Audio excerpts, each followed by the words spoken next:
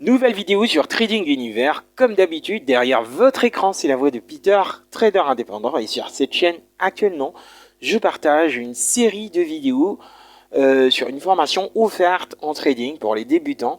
Sans tarder, on va rentrer dans le vif. C'est un sujet super important que nous entamons. Donc les bases de l'analyse technique. Un grand chapitre qui va sûrement valoir quelques vidéos. Mais pour aujourd'hui, nous serons focus sur le premier point, les supports et les résistances. Et je sens que ça va être un peu long, mais je vous demanderai de me suivre jusqu'au bout pour une meilleure appréhension. Je vous rappelle que vous êtes sur Trading Univers. Si vous n'avez pas encore zappé, c'est parce que vous êtes intéressé par ce genre de contenu. Et alors, n'hésitez surtout pas à vous abonner à ma chaîne et à activer la cloche de notification pour ne pas rater mes prochaines vidéos. Cette vidéo aura également besoin de votre pouce bleu pour pouvoir mieux se faire référencer parmi des milliers d'autres sur YouTube.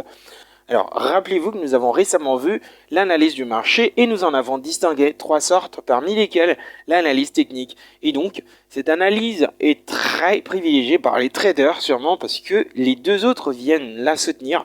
Alors, nous allons rester dans les notions de base de l'analyse technique, comme vous pouvez le voir dans le titre. Nous parlerons des supports et de résistances. Alors, nous essaierons d'aborder, grand A, définition de support et de la résistance. Grand B, les lignes de tendance, donc les trendlines. Grand C, les cassures. Et grand D, comment trader les supports et résistances. On va voir ça ensemble. Sans plus tarder, on passera au grand A, donc définition du support et de la résistance. Et on va très vite commencer par la définition de la résistance. Contrairement au support, c'est un niveau ou mieux encore une zone qui rejette au rabais à plusieurs reprises les cours. Dans son contexte, ce niveau ou cette zone doit se situer au-dessus des cours actuels de votre marché et doit avoir été testé plusieurs fois par ceux-ci. Voilà, concrètement, c'est une sorte de limite maximale qui rabat les cours dès qu'elle est touchée. C'est-à-dire que c'est une zone où les vendeurs prennent la main en faisant chuter les cours. Alors pour ce qui est du support, c'est en fait l'opposé de la résistance, donc un niveau, je préfère bien une zone qui repousse les cours vers le haut. Ce niveau ou cette zone de support doit se situer en dessous des cours actuels. On dit plus le prix rebondit à maintes reprises, plus il est validé. C'est en quelque sorte une limite minimale sur laquelle rebondissent les cours pour ensuite repartir à la hausse. C'est-à-dire que c'est une zone où les acheteurs prennent l'ascendant sur le marché et les cours s'envolent. Voilà. Alors, on va très vite prendre un exemple. Je vais très vite vous montrer comment tracer un support et une résistance dans un exemple. Mais déjà, il faut savoir que chacun a sa perception, sa façon de percevoir le marché et sa façon d'analyser. Tout cela repose quand même sur une certaine base. Ces bases, nous allons les voir ensemble dans cet exemple. On va très vite se rendre sur TradingView. Et là, je me retrouve sur la paire heure JPY. Donc voilà, je suis sur du 4 heures. Et là, regardez, il y a un graphique qui est tout tracé. Donc il est grand, bien sûr. Mais là, on va pouvoir l'analyser à ce niveau pour pouvoir dégager des niveaux de support et de résistance. On va très vite commencer avec le support. Déjà, on sait que le support, c'est un niveau de graphique qui a tendance à repousser, à créer de rebonds haussiers. Donc, chaque fois, les cours taperont dessus, ils vont pouvoir rebondir à la hausse. Voilà, on va pouvoir détecter un niveau comme ça parce qu'il y en aura plusieurs sur le graphique. Mais ce sera à vous de voir lesquels sont les plus pertinents. Voilà, on va voir ça un petit peu plus tard dans l'exemple. Voilà, il y a déjà le premier niveau. Regardez, on peut le voir à partir d'ici. Il y a eu un rebond ici, il y a eu un rebond haussier. Et là également, il y a eu un rebond, les cours ont tapé, c'est exactement, à peu près la même zone, le même niveau. Voilà, les cours sont repartis à la hausse.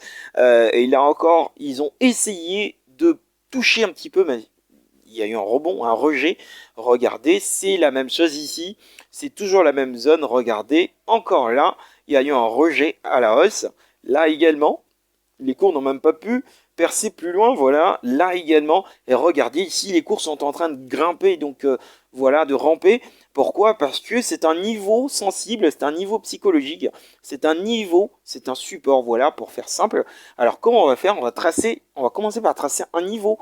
Je vous avais dit que pour moi, je vous conseillerais de considérer une zone, mais là on va quand même tracer un niveau d'abord. Après, on va pouvoir tracer la zone pour voir comment le faire aussi. Mais là déjà, la plupart de traders voudrait tracer cette ligne de support à partir du bout de la mèche, donc du point de contact ici. Donc ici, je vais pouvoir zoomer ici. Ça, on va voir, vous allez voir de près, ce que la plupart des traders voudraient, enfin pas la plupart, certains traders voudraient tracer cette ligne à partir d'ici, donc du bout de la mèche, donc du point de contact, parce que là c'est considéré comme le premier point de contact, voilà, donc le plus bas bien sûr de cette bougie, voilà, ils voudraient tracer la ligne à partir de là, voilà, alors ils vont pouvoir tracer cette ligne là, regardez, ici, ils la posent là, et voilà, vous allez voir que c'est une ligne majeure, il a rejeté les cours plusieurs fois, vous pouvez le voir, donc c'est un niveau sensible. Alors on va pouvoir tracer également une résistance, donc c'est l'inverse du support comme on l'a dit tout à l'heure. Regardez, déjà on peut scruter le graphique et voir les points qui ont le plus rejeté les cours vers le bas. Regardez cette zone par exemple, ce niveau par exemple, ici il y a eu un rejet, là encore il y a eu un rejet, les cours ont rampé, là également il y a eu un rejet. Là également, il y a eu un rejet, c'est la même zone. Là également, il y a eu un rejet. Et là, les cours n'ont même pas su continuer jusque-là parce qu'ils sont en train de traîner là. Alors, ça peut également constituer un niveau intéressant parce que, rappelez-vous, vous devez savoir aussi que les niveaux de résistance ou de support peuvent être appelés zones de polarité. On les appelle zones de polarité parce qu'une fois cassé, bah, ces niveaux, si c'était un support, bah, une fois cassé, bah, ça va carrément devenir une résistance. Ou encore, si c'est une résistance, une fois cassée, ça va pouvoir devenir un support. Voilà. Alors, on va pouvoir tracer une résistance à ce niveau. On a vu que les cours ont été rejetés plusieurs fois au rabais ici. Donc, ont été rejetés plusieurs fois en dessous, à ce niveau. Alors, on va pouvoir le faire et on considérera que ce sera ça le premier point de contact. On va tracer au bout de la mèche, comme certains traders voudraient le faire. Et rappelez-vous, d'autres voudraient le faire par le prix de clôture. Donc, pareil également pour le support. Regardez, ils voudraient le faire. Pardon. Ils voudraient le faire. D'autres traders voudraient le faire à partir du corps. Donc au bout du corps de la mèche, voilà, ici. Ça s'appelle le prix de clôture, bien sûr. On a vu ça lorsqu'on a vu les bougies et tout. Voilà. Alors, il n'y a pas que ce niveau de résistance. Regardez ce niveau. Alors, regardez ce que je vous ai dit tout à l'heure. Donc, le niveau de polarité. Ce niveau, lorsqu'il a été cassé, eh ben, il est devenu un niveau de support parce que les cours ont presque rebondi dessus. Regardez ici. Et là également, ils l'ont percé, mais il y a eu une fausse cassure. On va voir ça. Et puis, ils sont retournés. Et là encore, une presque fausse cassure. Et voilà, enfin, la cassure, ils ont rampé un peu dedans pour ensuite redescendre. Voilà. Et là, ils n'ont pas pu le percer. Là également, non. Là, ils ont quand même percé, mais au retour, ils sont revenus. Voilà. C'est quand même une zone sensible, donc à ne pas ignorer. Ben, il n'y a pas que celle-là. Il y a également d'autres zones qui ont repoussé les cours. Voilà, c'est pour cela que je vous ai, et c'est donc pour ça que je vous ai dit que vous avez le choix, vous pouvez choisir ceux qui sont les plus pertinents pour vous, ou peut-être par rapport à votre niveau, bon, par rapport au niveau des cours actuellement sur le graphique. Regardez, on peut détecter un autre niveau de résistance ici. Regardez, les cours ont été rejetés. Il a encore un petit rejet malgré la cassure qu'il y a eu. Après, regardez encore un rejet ici, un rejet, et là encore un rejet. Voilà, un rejet, c'est tout ce niveau. Donc c'est un niveau sensible. Ça pourrait également jouer le rôle d'une résistance. Voilà, ce niveau-là a été rejeté déjà. Pour une résistance solide, il faut avoir au moins 4 points de contact déjà. Ça crédibilise ou ça ne fait que renforcer la pertinence d'un support. Mais déjà avec 2 points, on peut avoir la naissance d'une résistance ou d'un support. Et on peut se baser dessus pour pouvoir faire des analyses. Mais ce ne sera pas aussi pertinent qu'un niveau qui a déjà été testé plusieurs fois. Voilà. On peut également avoir une résistance à un seul point dans la mesure où on se retrouve sur un ATH, donc un plus haut historique. C'est très intéressant. Alors on va voir comment tracer les zones et les zones de support et de résistance, parce que là on a quand même vu comment tracer des niveaux, donc une ligne. Les traders professionnels privilégieraient des zones, donc voilà, c'est ce que je vous recommande moi aussi. Alors on va voir comment le faire. Alors là on va pouvoir tracer la résistance, la zone de résistance. Regardez, alors on va le faire ici. C'est pareil, donc c'est la même zone, sauf que une fois qu'on va tracer une zone, elle va englober tous les pics. Donc voilà, tous les points de contact seront dedans, voilà, jusqu'au plus bas, voilà. Alors on va considérer ce point comme le premier point de contact, voilà. Alors ce sera toute cette zone là, par exemple. Voilà, quelque chose comme ça. On va le monter un petit peu pour qu'il rejoigne ce point ici, ce point-là. Voilà. Alors, c'est ça, notre zone de support. Cette zone, à quel point elle est importante. Regardez, lorsque les cours l'ont percé, regardez comment ils ont dansé dessus. Voilà. Alors, on va pouvoir tracer une zone de résistance. On va pouvoir tracer une zone de résistance, la même, celle qu'on avait tracée à ce niveau. Regardez comment on va le faire. Voilà, cette zone, elle est pertinente. Donc, chaque fois que les cours arrivent sur un support ou une résistance, ben, il va se passer quelque chose d'intéressant. Alors, vous devez tirer attention, surtout. Je vais tracer une autre zone ici. Ce sont là nos zones. Voilà, j'espère que vous avez compris comment tracer un support et une résistance. Vous pouvez le faire sur n'importe quel graphique. Donc, vous pouvez le faire également dans le passé. Alors, il faut retenir que les niveaux de résistance et support tracés sur les grandes time frames comme le daily, 4 heures, weekly, monthly, voilà. Ce sont des niveaux très sensibles, très pertinents parce que c'est justement ces time frames là que les traders professionnels ou encore les grandes institutions, les gros poissons, donc les institutions financières, les banques, etc. Utilisent pour pouvoir faire leur rentrée sur le marché. Donc ce sont des niveaux clés que vous devez retenir, donc vous devez vraiment les suivre parce qu'il se passe souvent donc, un scénario très déterminant sur ces niveaux là. Voilà. Par contre, les supports résistants tracés sur les petits time frames comme les 5 minutes, les 1 minute, les 15 minutes sont un petit peu éphémères, justement parce que là, on a affaire à des robots de fréquence qui font des transactions et ainsi de suite. Il y a des débutants également qui ne savent pas vraiment du tout ce qu'ils font sur le marché. Alors, ils prennent des positions à la con et ils se font liquider comme ça. Donc, le marché bouge dans tous les sens. Et les supports et résistances sur des petits time frames ne sont pas du tout pertinemment respectés. Voilà. Alors, on va très vite passer au point B. Donc, les trendlines ou les lignes de tendance. Alors, les supports et résistances ordinaires sont horizontaux sur le graphique, mais le concept support et résistance peuvent également s'appliquer à des lignes de tendance. Vous entendrez bien sûr parler de trendline et nous allons voir ce que c'est. Voilà. Alors, les trendlines ou lignes de tendance sont en effet des lignes que les traders tracent en reliant un certain nombre de plus hauts entre eux et des plus bas également entre eux. Et ces deux lignes laisseront ainsi paraître un canal quelconque.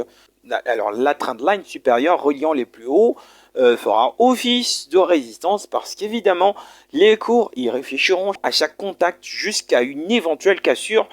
Tout cela reste à développer dans une autre vidéo sur les patterns, mais à la base on se sert des trendlines pour identifier bien sûr la tendance ou la direction du marché. Et je suis sûr qu'elles peuvent énormément vous aider sur des mouvements en tendance. Alors revenons-en à la trendline inférieure, puisque j'ai parlé de la supérieure, elle reliera donc les plus bas entre eux et constituera comme tout support un niveau de rebond. Voilà. Cependant, il faut noter qu'une bonne ligne de tendance est soutenue au moins par 3 mèches alignées. Donc là, je parle de ceux qui voudraient la tracer bien sûr par les plus bas, donc 3 points de contact, et il faut surtout veiller à ce que la distance qui sépare les deux premiers points soit beaucoup plus grande que celle qui sépare le deuxième et le troisième point de contact. Voilà, vous pouvez également choisir de tracer les trendlines sur les limites des corps, donc voilà, les prix de clôture, voilà. Alors, pour les trendlines, on va voir comment les tracer très vite.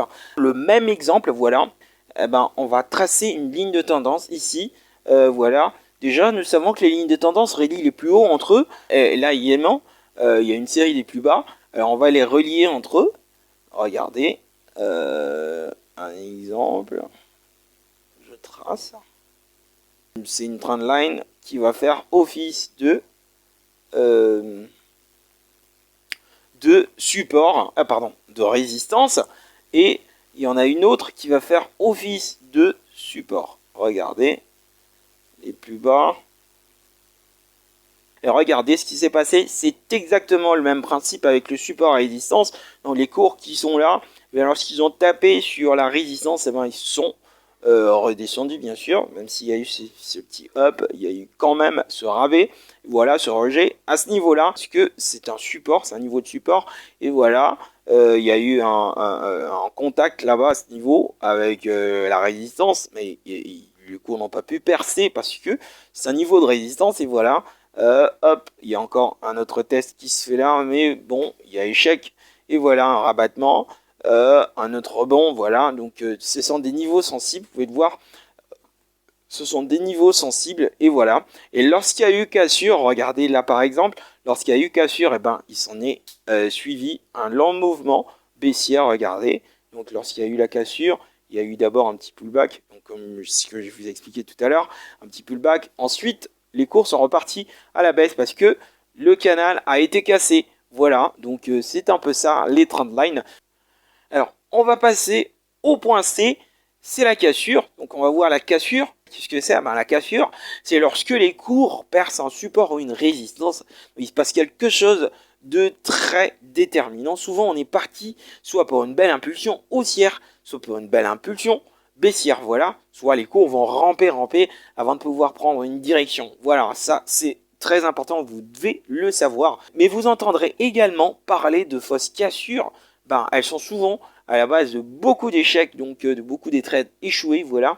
Donc sur cet exemple, regardez, un trader prend une position juste après cette cassure ici, regardez, et ensuite le marché replonge et son aisselle est touchée. Alors pour éviter ce genre de mauvaise surprise, certains traders attendent un pullback. Donc, un pullback, pour ceux qui ne savent pas ce que c'est, dans un marché haussier par exemple, c'est lorsqu'après une cassure d'une résistance, les cours reviennent tester cette même zone de résistance qui cette fois va jouer un autre rôle, donc le rôle d'un support avant de pouvoir prendre ou repartir pour un up. Donc voilà, c'est ce qu'on appelle un pullback. Regardez ce mouvement là, et un pullback baissier, bah, c'est tout justement le contraire du haussier après cassure d'un support. Les cours reviennent tester ce dernier, donc ce support qui va bien sûr faire office d'une résistance cette fois bien sûr avant un potentiel drop. Voilà, regardez, c'est ce mouvement là. On met tous les ups ou les drops, enfin je parle des impulsions haussières ou baissières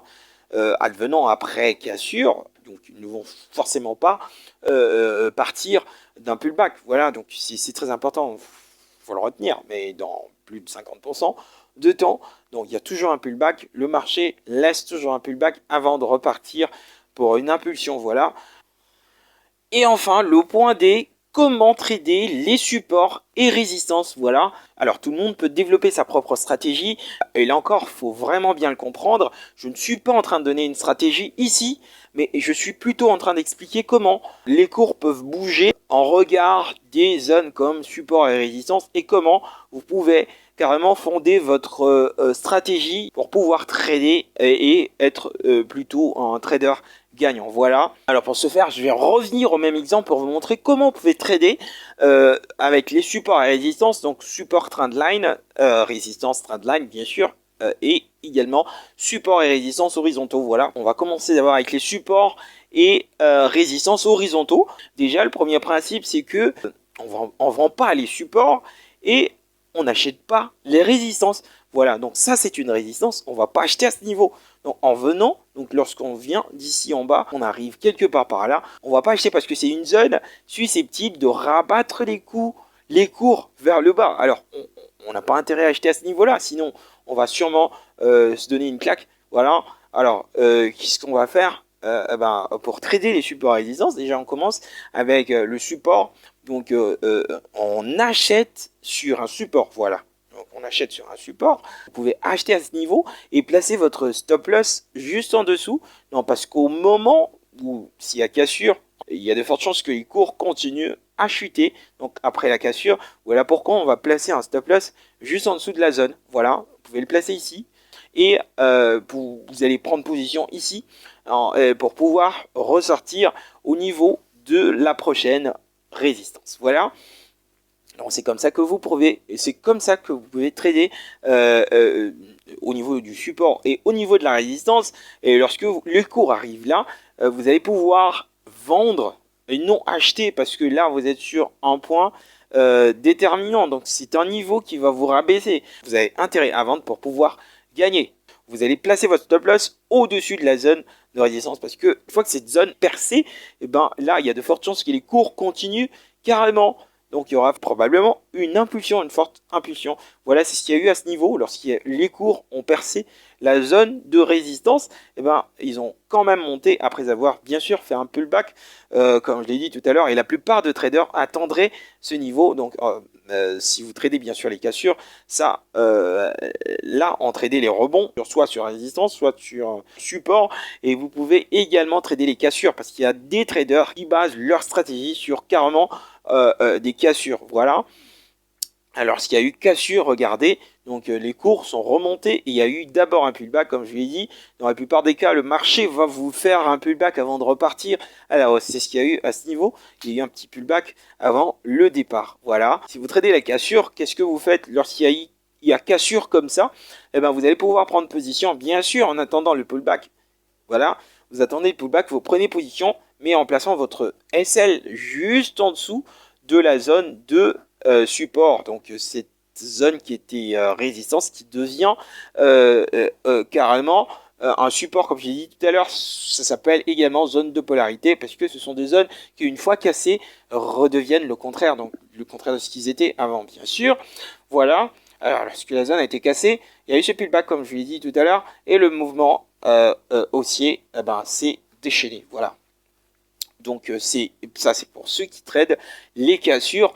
Et également il y a eu une cassure ici, parce que ça c'était considéré au départ comme une sorte de résistance, parce que les cours jouaient en dessous. Et lorsqu'il y a eu la cassure, et les cours sont repartis, ou encore ce grand pullback, celui-là, tout ça peut être considéré comme un pullback.